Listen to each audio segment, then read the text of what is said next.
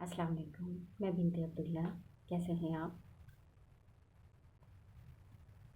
آپ نے سورۃ الماعون پڑھی۔ سورۃ الماعون میں ریاکاری کا ذکر تھا۔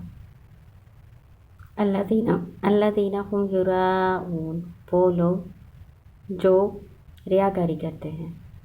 ریاکاری کیا ہوتا ہے؟ ریاکاری کہتے ہیں دکھلاوے کی عبادت کرنا۔ کوئی بھی عبادت اس غرض سے کرنا کہ ہم لوگوں کو دکھائیں، بڑے عبادت گزار مشہور ہو جائیں، اس کو کہتے ہیں ریاکاری۔ ریاکاری شرک خفی ہے، اللہ تعالیٰ کو سخت ناپسند ہے اور اس کا کوئی اجر نہیں ملتا۔ بلکہ ایک حدیث کا مفہوم میں آپ کو بتاتی ہوں کہ جہنم جن لوگوں سے بھڑکائی جائے گی، یعنی ان کو سب سے پہلے جہنم میں پھینکا جائے گا، وہ کون لوگ ہیں؟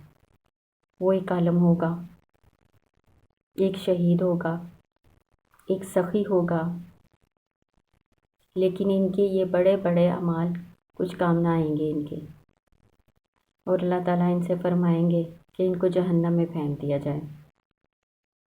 یہ کیا وجہ تھی؟ یہ وجہ تھی کہ عالم نے اس لیے پڑھا تھا، اس لیے پڑھایا تھا کہ وہ لوگوں میں عالم مشہور ہو جائے۔ اللہ کے لیے خالص اس کی نیت نہیں تھی، تو اس کا وہ ساری زندگی پڑھنا پڑھانا اس کے کسی کام نہیں آئے گا۔ اور شہید یہ کہے گا، اللہ جی میں نے اپنی عزیز ترین چیز آپ کے راستے میں لگا دی، تو اللہ تعالیٰ کہیں گے نہیں، تم نے یہ کام میرے لیے نہیں کیا تھا، یہ تو تم نے اس لیے کیا تھا کہ تم مشہور ہو جاؤ، بڑے دلیر اور بہادر کہلاؤ، شہید کہلاؤ، تو تمہیں تمہارا اجر مل چکا۔ اور سخی، اس سے اللہ تعالیٰ پوچھیں گے تو تم کیا کر کے آئے ہو؟ تو یہ کہے گا، اللہ جی آپ نے مجھے مال دیا تھا، میں نے سارے کا سارا آپ کے راستے میں لگا دیا۔